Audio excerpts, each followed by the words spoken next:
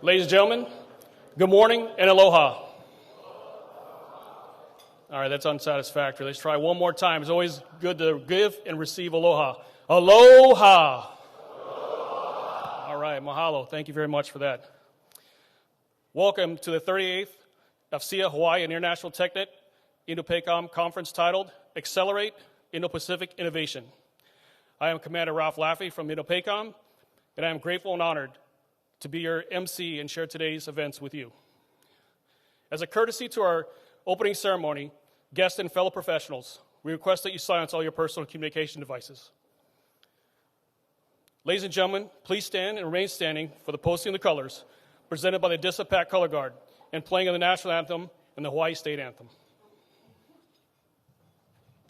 Oh, say, can you see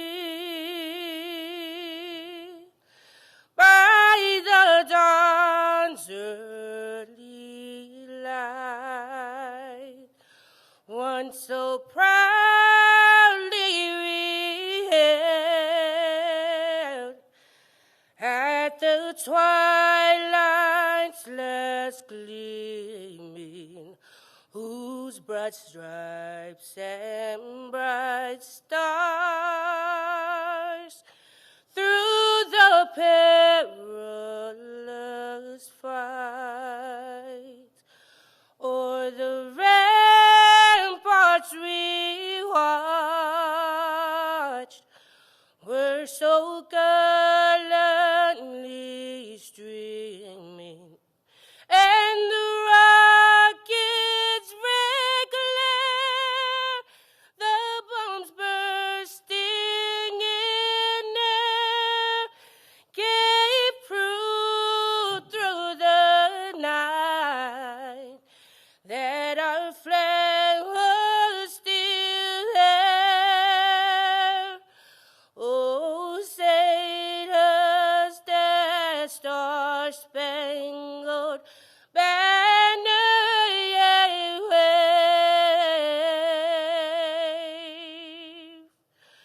o'er the land of the free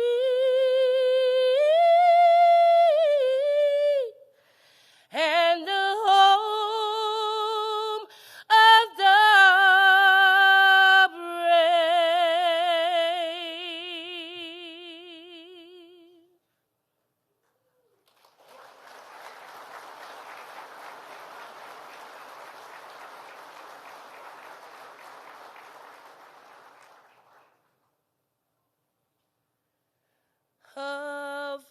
Hawaii pono I nana I komo I kalani ali I ke ali I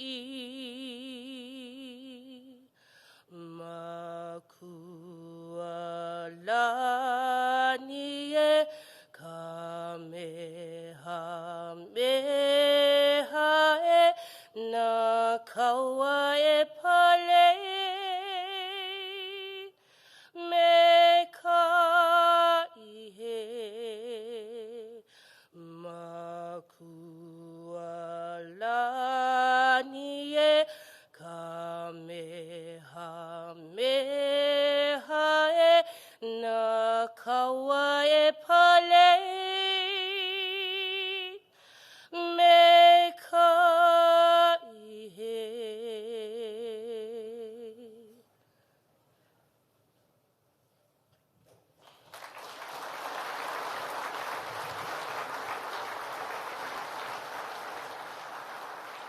Order, march. Right turn, march.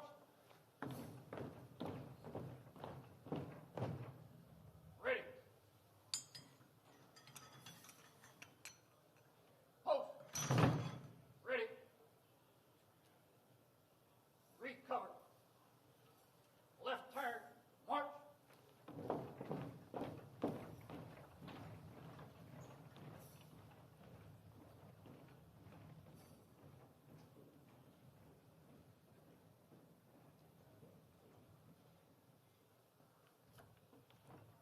Please be seated.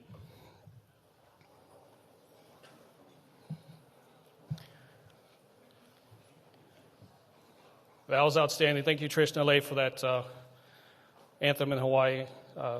Anthem. That was motivational. Thank you very much. I'd like now to welcome up to the stage Brandon Lester, the president of FCA, for opening remarks.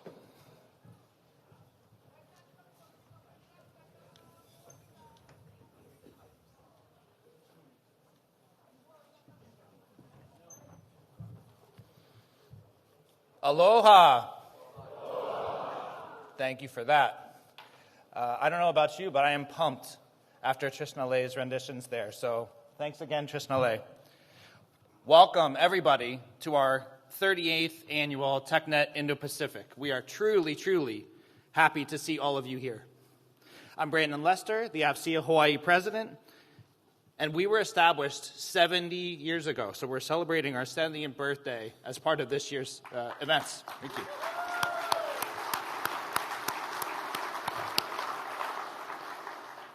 The first TechNet in Hawaii was conducted 37 years ago and was founded by a small group, including Donna Russell, who will join us here on stage in a few minutes. TechNet establishes that we are all coming together as a part of supporting our nation's needs and challenges in the region. The local chapter, FCA Hawaii, utilizes what happens here at TechNet to enable and encourage conversations throughout the year. We also use many of the resources that come in from this event to sponsor either student scholarships throughout the year, grants for schools throughout the year, and really to encourage an ongoing conversation. Over the past 5 years, FCA Hawaii has awarded nearly $500,000 in 130 scholarships. We've also awarded over $75,000 in STEM grants to local schools and nonprofits. This year, FCA International and FCA Hawaii partnered to raise funding for the victims of the Maui wildfires. We are actively engaged with the school systems and school leaders on how to best rebuild and support those schools and students and teachers in needs. We have an opportunity for anyone here on the TechNet Indo-Pacific website to go donate, and we will take those funds and continue our efforts with the local leaders. If you'd like to donate to any of our scholarship foundations, we also have that available on fcahawaii.org. I'd like to take a moment, because I've been through about 6 of these shows now, and I'd like to recognize the FCA Hawaii chapter leadership and all of the members and volunteers who are a part of this show. So anyone here that's involved in hosting TechNet, please stand.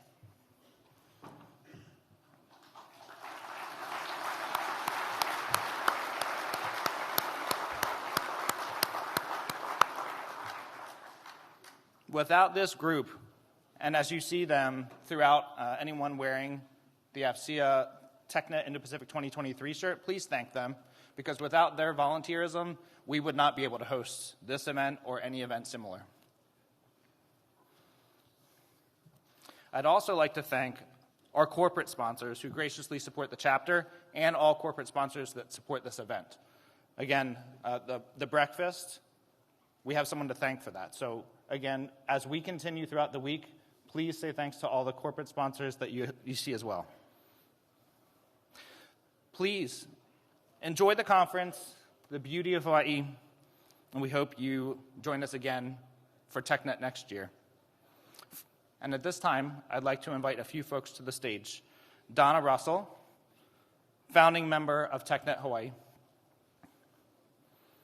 Tamara Greenspan, vice chair of the AFCEA International Board of Directors. Brigadier General Stephen Logan, Deputy Adjutant General for the State of Hawaii, Department of Defense, representing Governor Josh Green. And Linda Newton, past president and board director of AFCEA Hawaii.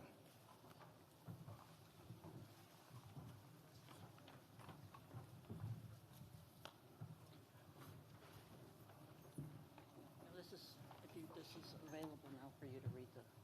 Okay. right now. The governor's, yes. And then I'll read the city. Okay. Hey, aloha kakahiaka, everybody, and welcome to Hawaii if you're visiting here. It's my distinct honor to represent Governor Joshua Green, MD, in reading his state proclamation. Unfortunately, he couldn't be here today, but he conveyed his regrets yesterday at our weekly cabinet meeting. Whereas the Armed Forces Communications and Electronic Association International is a nonprofit organization comprised of more than 30,000 members and 1,600 corporate members who assist with interaction among military, government, private sector businesses, and academia for the advancement of professional knowledge and relationships in the field of communications, information technology, intelligence, and global security. Their unified efforts help ensure America's military preparedness by providing a forum for leaders and decision makers to exchange ideas and concepts, discuss current problems and solutions, and identify future requirements. And AFCEA Hawaii was established 70 years ago and is celebrating its 38th annual TechNet Indo-Pacific Conference and Exposition with AFCEA International at the Hilton Hawaiian Village from November 7th through November 9th, 2023. The conference, whose theme is Accelerate Indo-Pacific Innovation, continues to serve as one of the preeminent information technology events in the Pacific Rim, and directly impacts AFCEA Hawaii's long history of support for education for Hawaii, Hawaii-based students, teachers, and professionals by contributing over $2 million in scholarships and grants to enhance learning and education initiatives in science, technology, engineering, and mathematics, cyber, and electronics. Therefore, I, Josh Green, MD, Governor of the State of Hawaii, do hereby proclaim November 6th through November 9th, 2023 as the TechnoNet Indo-Pacific Conference and Exposition Days in the state of Hawaii, and thank AFCEA International and AFCEA Hawaii for their outstanding contributions towards military preparedness. Signed, Josh Green, MD, Governor, State of Hawaii.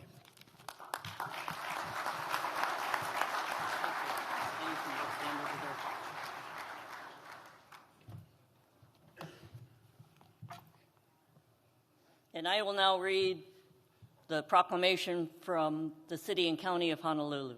Whereas AFCEA International is a nonprofit organization of more than 30,000 members and 1,600 corporate members who ensure America's military preparedness by engaging leaders and decision makers in exchanging ideas, discussing problems and solutions, and identifying future requirements. Whereas Hawaii's AFCEA supports the organization's missions, awards scholarships to outstanding students, provides project grants to the Hawaii State High School Science Fair, and support for the Hawaii State Science Olympiad, award educational tools to educators, and offers educational funding to its members. Whereas more than 275 companies, along with military, government, business, and academic leaders from across the Indo-Pacific Rim and the continental United States will gather to explore and discuss the critical issues and varied military applications associated with technology, information assurance and security, and intelligence. Now, therefore, I, Rick Blangiardi, Mayor of the City and County of Honolulu, do hereby proclaim November 7 to 9, 2023 to be TechNet Indo-Pacific Conference and Exposition Days. Signed, 7th of November, Rick Blangiardi.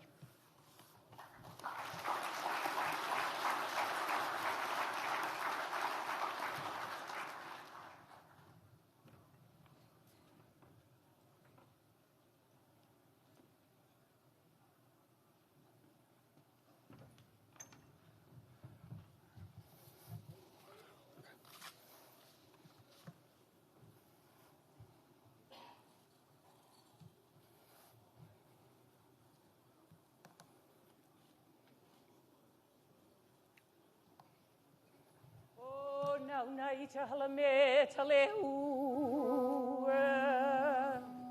he hala lehua no ia nakano o ka uno ia e no inei e li ane o ka himai ai no o ko Hiti puno me ke aloha. Aloha e, aloha e, aloha e. O nauna I tahala me tale ua. He halale ano ia nakano e. O ka uno ia no ine li ane ho I o ka hiki mai. Ai ti puno ko. Hiti puno me ke aloha. Aloha e, aloha e, aloha e.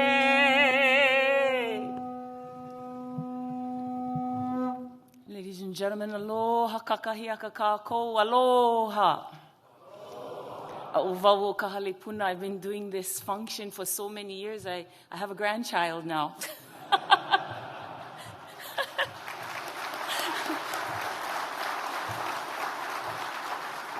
That's her mommy over there, First Lieutenant. Steve, are you here? Steve Logan? I'm right here. I went to the junior prom with him when I was in high school. Oh my God, he's somebody.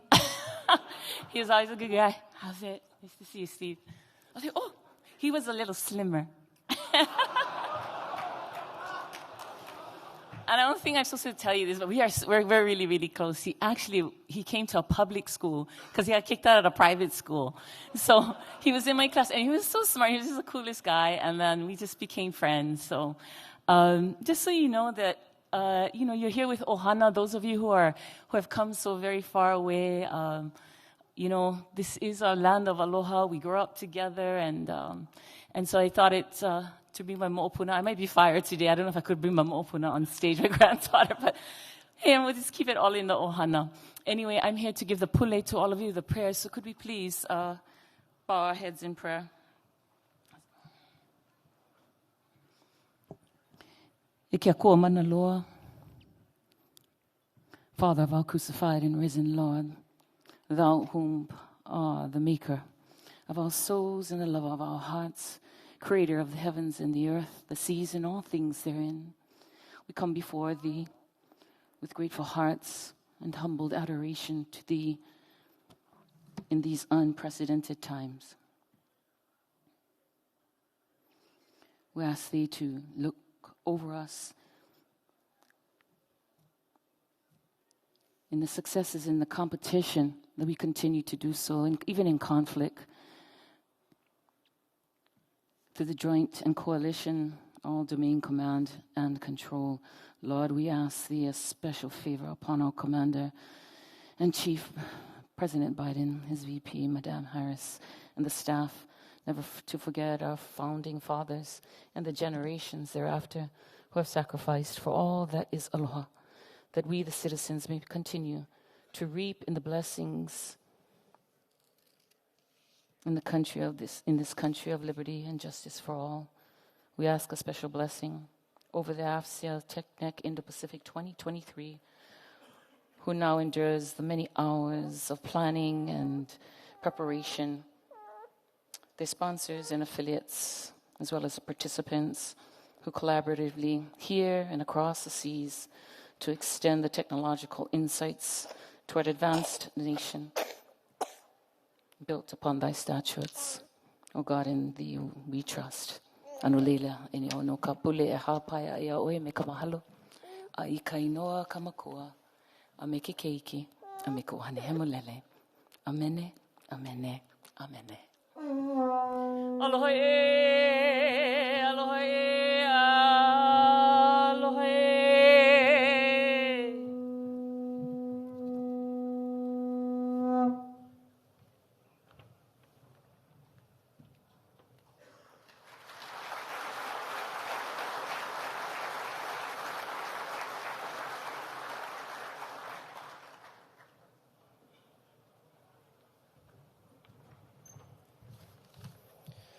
With the untying of the lei, the conference is now open.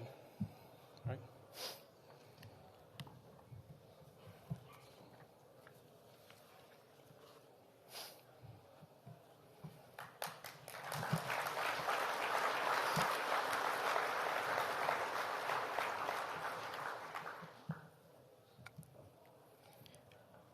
Thank you, General Logan, Linda, Tamara, Brandon, and Donna for opening the conference.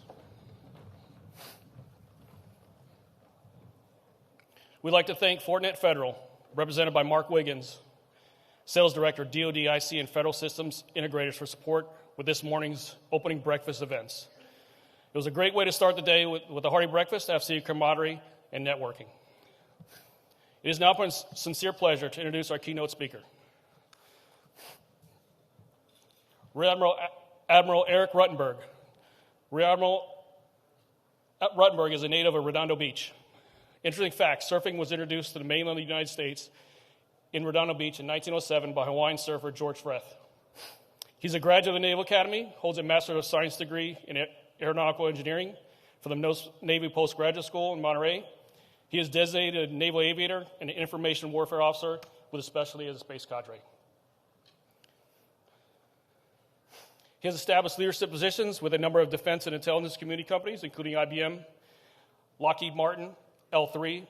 His previous flag assignments include the Reserve Director for Maritime Operations Pac Fleet, the Chief Engineer, Naval Information Warfare Systems, PEO, and he resumes his responsibilities as Reserve Deputy Commander, United States Pacific Fleet, in July of 2003. It is my great pleasure to introduce Rear Admiral Ruttenberg.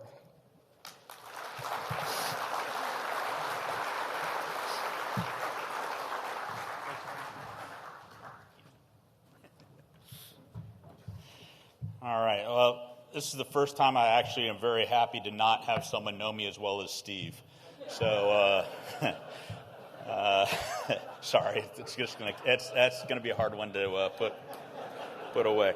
Hey, thank you very much for the kind introduction, and good morning to all. It's truly an honor to be here among partners from the community, industry, and regional maritime stakeholders to participate in these important discussions in accelerating innovation in the Indo-Pacific. I've already seen a significant number of friends from my previous tours, and it's absolutely fantastic to see everyone struggle to get out here to beautiful Hawaii. So thank you all for making the trip out here. First, I'd like to thank our hosts, AFCEA Hawaii President Brandon Lester and AFCEA International Vice Chair of the Board, Tamara Greenspan. Thank you for hosting, planning, and supporting this impressive consortium of leaders and for facilitating the important discussions that will occur over the next 3 days. This is a very, very difficult thing to do. I've seen a lot of these go on for many years, and I just want to thank you for the difficulty that you've gone through in putting this together, so thank you. I'm honored to represent Admiral Paparo and the United States Navy to provide our perspective on emerging security challenges and the importance of advocating and accelerating innovation to offset and counter those threats. The occasion to bring together leaders from both government and industry is a tremendous opportunity to share and to learn from each other. As we gather here in Hawaii, I don't have to explain the vastness of the Indo-Pacific, but I do want to address the complexity and inform you about the operational and technical challenges we face. So the stakes are high.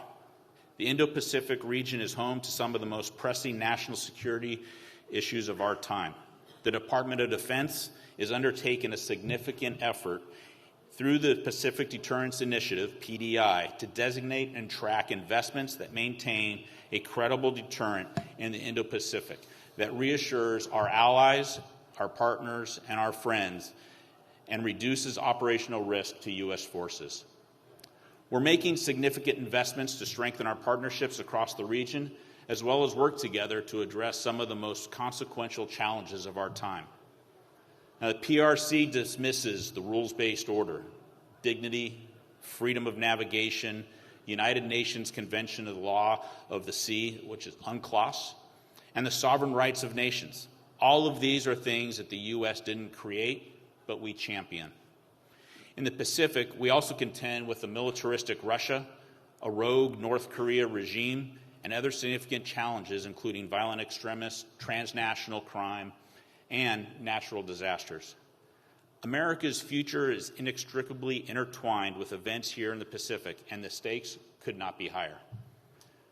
So the speed of relevance. In order to outpace our competitors and deter our adversaries INDOPACOM, PAC-Fleet, and all the supporting components here are actively engaged across a spectrum of venues through partnerships across the joint and coalition force to rapidly identify and field new capabilities. It is about the speed of relevance. Now, as recently announced by Deputy Secretary Defense Hicks, Replicator is an initiative to deliver all-domain, attritable, autonomous systems at scale across multiple domains on a short timeline.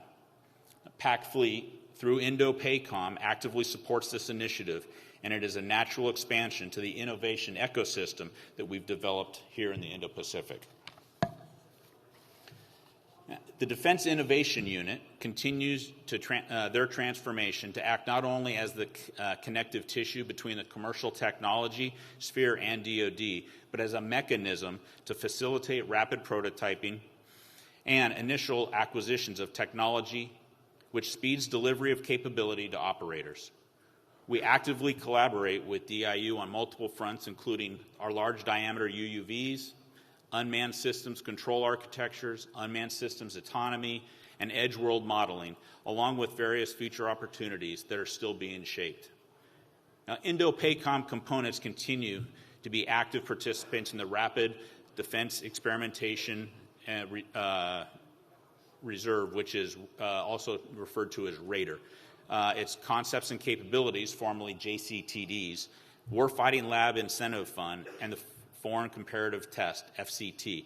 These are only a few among the other innovation efforts to ensure INDOPACOM experimentation equities are prioritized for accelerated support to service level transition. So the velocity of innovation. So to meet aggressive timelines, to field necessary capabilities at scale, we must take specific actions to accelerate the velocity of our innovations.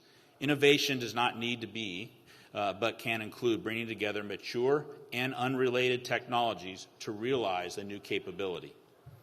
We need to capture data, assess it, drive decisions earlier in the development process.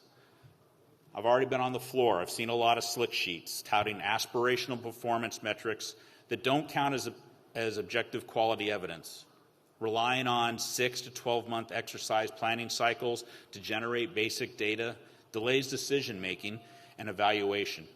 Help us accelerate our decisions by using data to validate capabilities and gaps up front. Let's use experimentation to not only evaluate technology, but to accelerate the adoption by executing activities in parallel. One example of executing these efforts concurrently is the early consideration of the .MLPF, which impacts and collaboration with appropriate commands to generate concepts of development and concepts of sustainment. From a life cycle cost perspective, 80% of what we fund through the life cycle of a system is contained in the sustainment. That's why it's so important to look up front and early at what we're going to be paying for. Now, getting more specific, employing an unmanned surface vessel depends on more than just the boilerplate range and a payload performance curves. Considerations for how we're going to get that platform into the required area, how they're deployed from land or from sea, how they're maintained in a long or short-term storage, all influence and ultimately viability of a platform. Where these thoughts may have happened serially before, they now have to be done in parallel and earlier in the development cycle. For PAC-Fleet, some of the key areas of interest are unmanned systems, command and control, resilient communications, and mission platform level autonomy. Technology enables operations. In other words, our ability to dynamically target an adversary's force and optimally employ fires against them in a contested air and maritime denied environment is enabled by a joint fires network. Unwrapping this CONOP, you can see how resilient communications, computational power, edge computing, AI, and other technologies are all critical to our mission. So a lot of people have asked why unmanned. Our Secretary of the Navy and others speak about it constantly in D.C. area. We believe that unmanned systems may be cost effective if we match asymmetric requirements to specific capabilities, and if we resist mirror imaging current large manned systems, then I think we have a solution. When I think about how we may operate unmanned systems, I like to think small, lethal, and in great numbers. Now, additionally, unmanned systems can sometimes do missions that manned systems cannot do efficiently. Equally important, unmanned systems may be able to reduce risk to force by imposing lethal costs on the enemy and forcing them to expand costly weapons, capabilities to defend against these systems. What's our goal in unmanned? Semi-autonomous is the target for us. Those that are enamored with full autonomy may be slowing down the delivery of capabilities to the fleet in a relevant time frame. So what are we doing at Pac Fleet? Pac Fleet is accelerating experimentation, acquisition, and fielding of unmanned systems through a continuous warfighting improvement process. Under this process, we've used and approved O-plans to identify current capability gaps and prioritize them on warfighting impact and the risk to mission.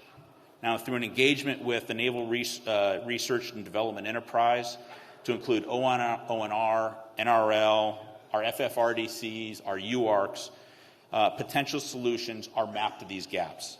And finally, potential technology solutions are tested through experimentation, exercises, wargaming, analysis, and assessments.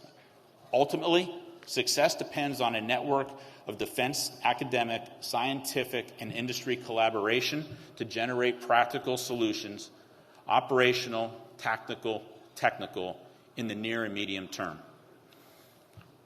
Let me use an example of our integrated battle problem to show how we're moving forward.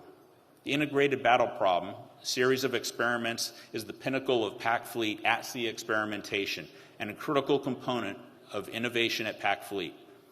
Now, IBP focuses on integrating unmanned systems to the fleet and ensuring kill chain wholeness across the find, fix, track, target, engage, and assess. In 2023, we've actually conducted 3 phases of IBP. In 23.1, in the late spring, we demonstrated a series of capabilities off of San Diego, which enabled by unmanned systems to include lethality and focus capability. In 23.2, as recently reported in the news, the Navy's 2 USVs, Ranger and Mariner, along with 2 medium displacement USVs, Seahawk and Sea Hunter, have been deployed from San Diego to the Western Pacific. And experimentation is moving beyond our traditional ranges as we evolve where the most learning is to be gained. We're now more actively developing TTPs and experimenting with what it means to deploy and sustain these systems in a truly operational environment. 23.3 is currently underway, and with our Australian allies, we are completing a combined series of experiments focused on undersea warfare, anti-submarine warfare with unmanned systems. Now, formerly called ONR Scout to support 4th Fleet experimentation as well as Task Force 59 and 5th Fleet, ONR's Global Experimentation and Analysis Directorate is aligned actively supporting Pac Fleet experimentation through various events through FY24, with the intent of maturing and preparing the technologies that best solve operational capability gaps for transition. We're action-oriented towards transition and not in the business of supporting cycle after cycle of continuous discovery. So Pac Fleet provided problem statements, seeking solutions in the long-range fires, counter C5ISRT, naval operational architecture, and a contested logistics space. We provided our requirements to ONR, and over 170 competitive proposals were received in response to the RFI in August. Of more than 25 have been selected for further technical assessment. In FY24, ONR experimentation series will culminate as an advanced capability experiment in the summer of 2024, just prior to RIMPAC, and is branded our Integrated Battle Problem 24.4. So what does all that mean? Our technologies, development timelines, and program decisions often fall outside of identified fleet events. Oftentimes, we're constrained by what operational platforms can support experimentation. Platforms that we want to integrate with may be tied up in acceptance testing. Prototypes may become available after a fleet experiment. Don't let these traditional milestone events inherently constrain you. In fact, the size and complexity of the experiment are often the constraining in of themselves. So if it's worth experimenting with, then let's make it happen. In closing, let me underscore a few words from my boss, Admiral Paparo. We need your assistance to harness America's unparalleled and innovative spirit. We need to unlock your creativity to develop systems that complement, extend, and bolster our current combat advantages, and it's our duty to provide a clear set of problem statements up front and for industry to bring solutions. Together, we're stronger, faster, more agile. Together, we can maintain alignment, meet leadership expectations, train our forces, deter our adversaries, and if compelled, to fight and win. Together, we are all a winning team. You have my deepest appreciation and thanks for all that you do. And with that, I'll open the floor to any questions. So thank you.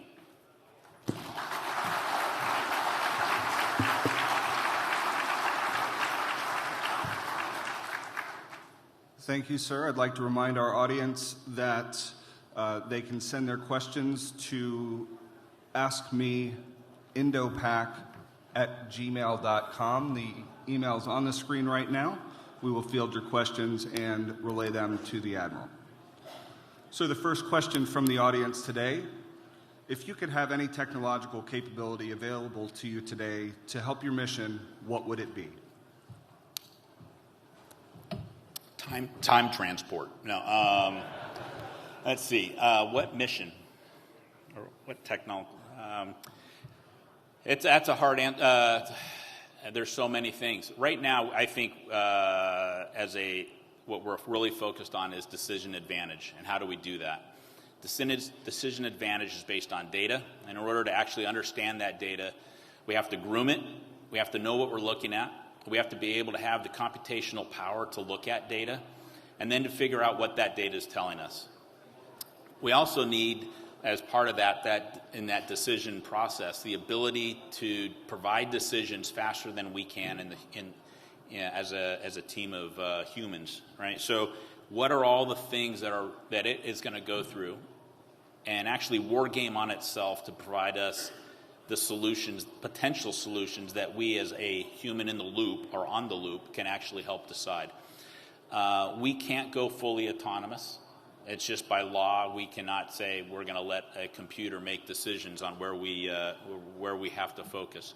We always are going to have a human in the loop when it comes to delivering a weapon system. That said, we just need to accelerate that process, and at the same time make sure that our adversaries don't have access to that information, or are worried about other things rather than what we're worried about. So to me, it's the fact of AI, but how we get there. It's not just the data; it's actually the computational power and the networks. Data in itself, or a decision in itself, is no good to the fight if it's stuck in a headquarters element and not at the pointy end, right? So we need to be able to provide that information so that a commander can carry out their mission. So those are probably the summary of technologies.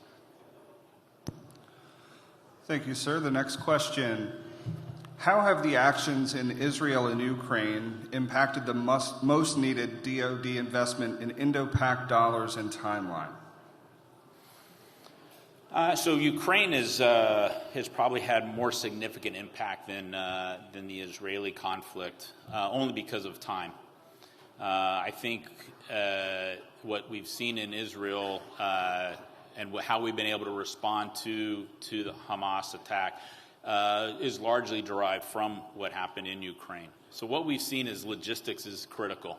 And in this environment, contested logistics is probably one of our greatest focus.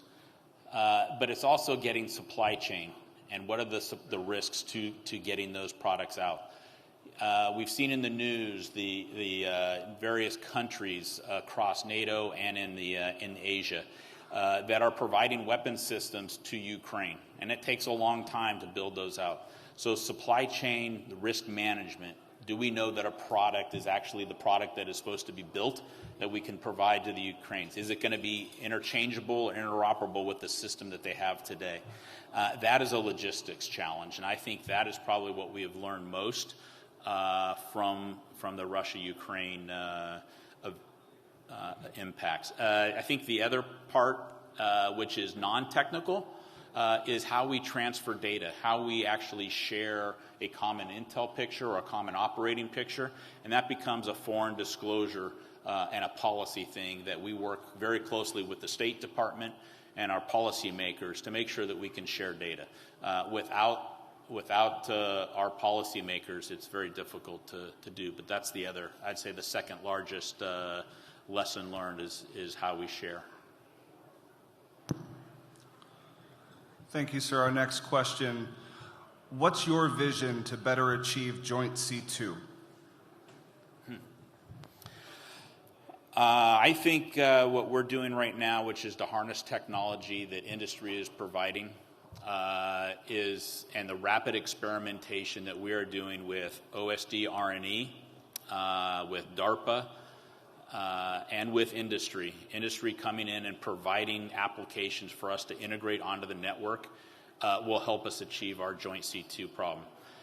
Today, we, across all of the components here on the island, all the headquarters, work together in a joint environment. We meet multiple times a week and have a common operating floor where we can all move back and forth. That's provided by technology. That's provided through our rapid integration and testing. And we have done a lot of testing. And I think we've made great strides over the last 2 or 3 years, primarily in the Joint Fires Network and what we're trying to do with Indo-PACOM and how they are driving that, both in the N8 with Dr. K and with Bob Stevenson as DMIW's Executive Director, Technology Director, TD. What we've done there over a fairly short period of time has been absolutely tremendous.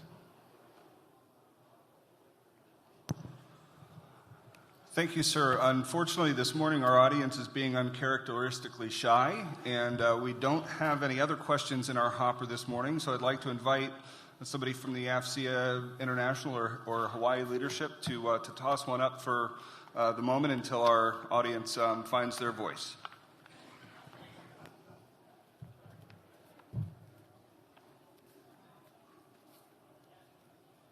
Or I could get you out on early.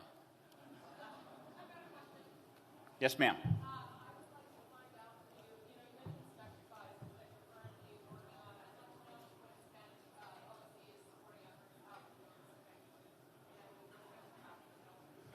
A tremendous amount. I'm probably on weekly emails with OSD R&E and a number of other folks across the Secretariat as they invest heavily in the Indo-Pacific area. I'm trying to think if you're asking for specifics. We can't do Joint Fires Network without OSD.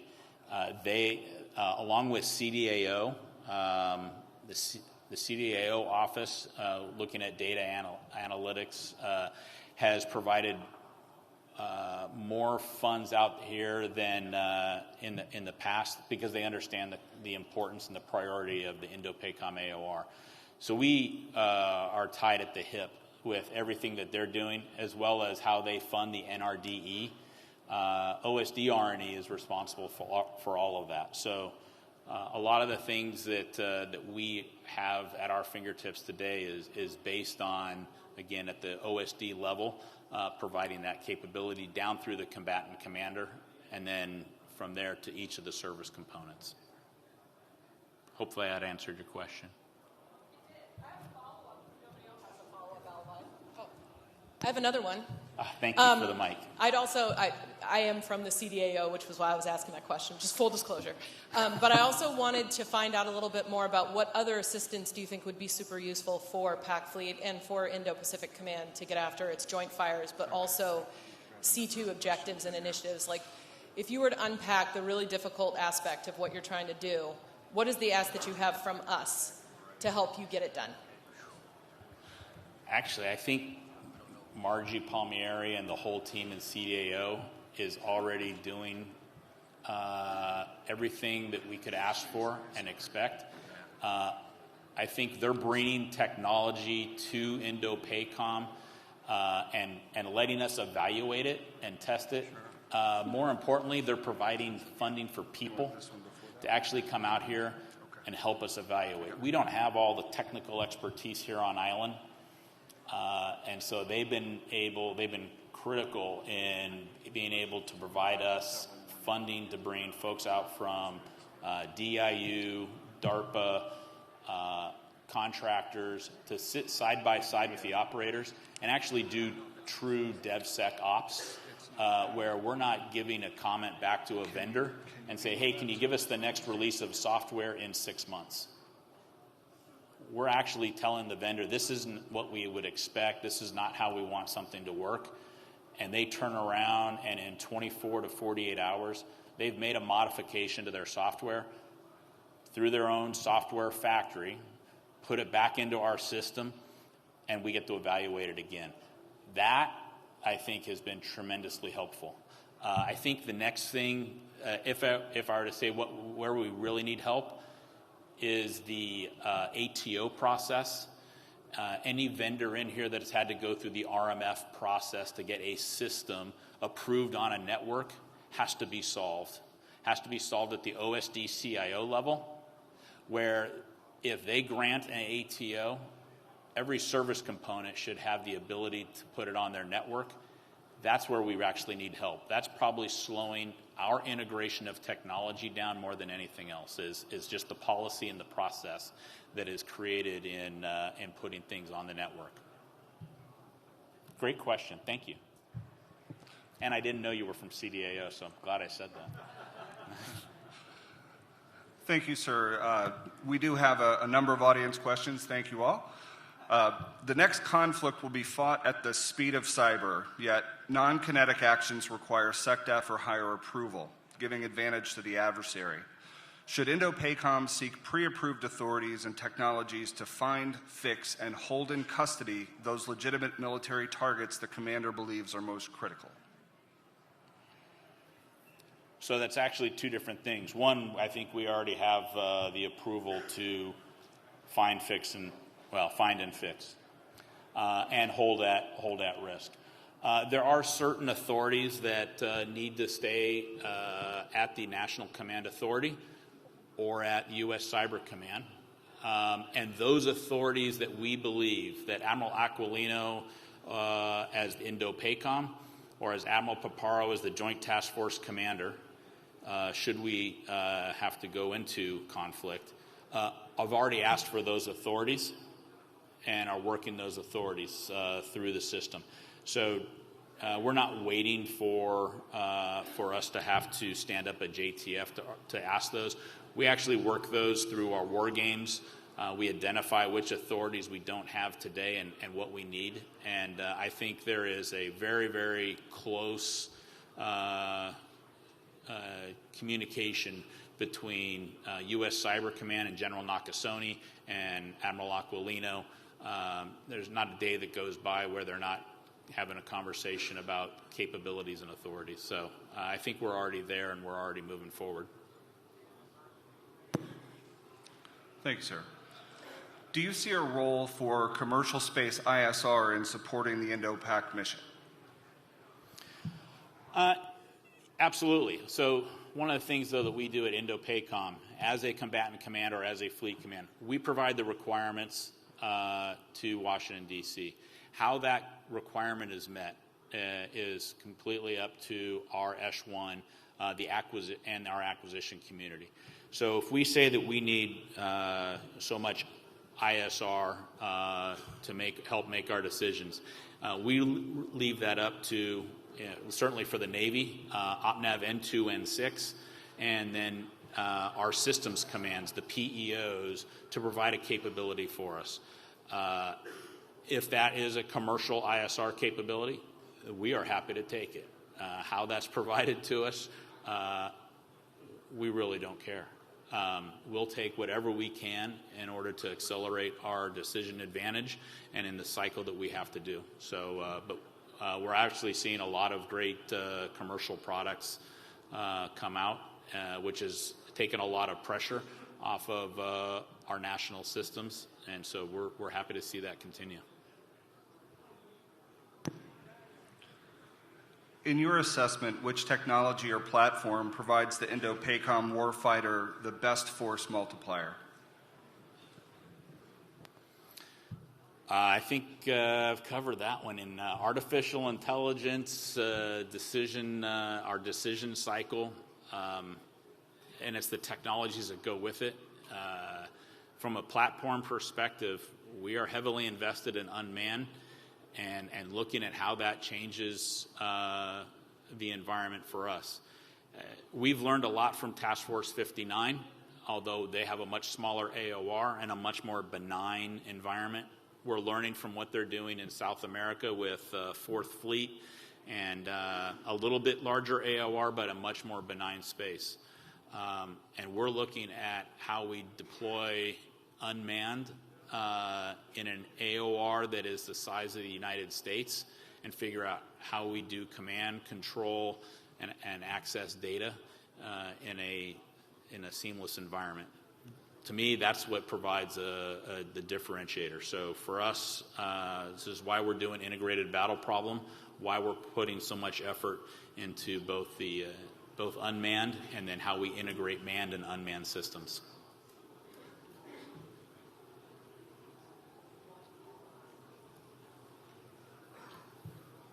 All right. I think that was the last question. Thank you. I want to just thank everyone for being here. I actually am going to spend most of today and part of tomorrow. I look forward to getting out on the floor and speaking with you. I do ask you that you think about the why and what you're developing, what the impact is when you talk to us, because that's what really matters. I think I've read too many Simon Sinek books and from acquisition, but I think that's what we have to think about. Not just, hey, I'm building this cool technology and I'd like you to look at it, but what does it do for the warfighter? What does it do for us at PAC Fleet? What does it do for Indo-PACOM? And how does it support sailors, soldiers, airmen, Guardians, Coast Guard out there on the pointy end? So thank you for being here. Thank you for what you do.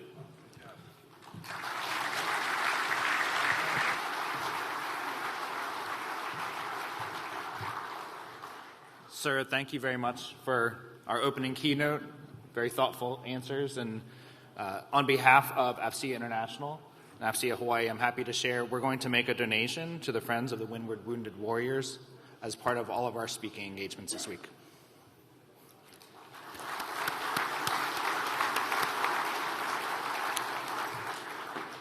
I'd also like to present you 2 coins. This year we have the 70th anniversary coin and the AFCEA TechNet Indo-Pacific 2023 coin. Thank you very much. Thank you very much.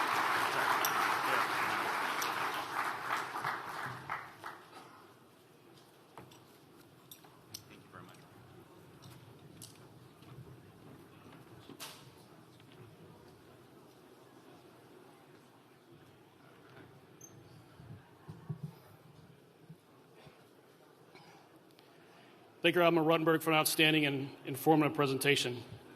I have a few admin remarks to put out before concluding the event. Tricentis is providing a parking validation at booth 133. Please stop by to get your parking validated by 4 p.m. Thank you, Tricentis. At 1200, ticketed lunch, Dr. Bill Strand, Chief Technology Officer for the DoD's Chief Digital and Artificial Intelligence Office, will be our keynote speaker. Please visit the STEM Innovation Showcase located in the South Pacific Ballroom 1, where elementary, middle, and high school technology teams will demonstrate award-winning programs generously supported by Jacobs. In addition, there will be an all-day AFCEA Hawaii STEM Day extravaganza in the Hawaii Suite 3, where the Hawaii students will have hands-on opportunities to experience technology. And if you haven't done so, please download the AFCEA TechNet Indo-Pacific 23 app, available in the Google Play and Apple stores, to get the latest updates on the conference events. I did it this morning. It's an outstanding app, provide maps, but also it has a secondary advantage as well. So under the speaker section, I was able to connect with some former shipmates and COs. I had Colonel Black from WACA. He was my former commander, and then one of the speakers for the events, John Brandt, he and I used to be E5s together at command, and now he's moving on to bigger things. So who knew that not only is it an FCA app, but it's also a good tool to use for social media and that kind of event. So highly recommend you download the app. Now this concludes our portion of our scheduled events. Thank you for attending.